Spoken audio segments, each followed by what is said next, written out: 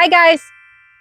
So real quick, I just wanted to share this little tip. I know I mentioned it previously in one of my other videos, but I have an example to show you with the strawberry plant. I did not plant this. I don't know if an animal came, ate one of my strawberries, left a piece here, pooped it out, whatever. But when I walked outside this spring, I had a beautiful strawberry plant growing here, which I did not put.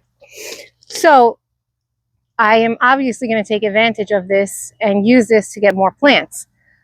So these strawberries are ever-bearing strawberries. They're the Seascape strawberries, and they put off lots of runners. This is a runner right here, just in case you haven't seen one before. I take these runners and then I will pinch it back through into the soil with one of these floral pins that I spoke about in my other video. I also have a lovely bunch of volunteer chamomile, because once you plant chamomile, it grows everywhere.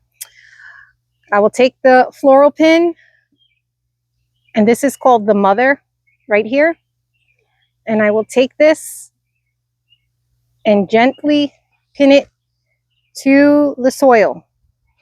I don't want to push that down into the soil too much.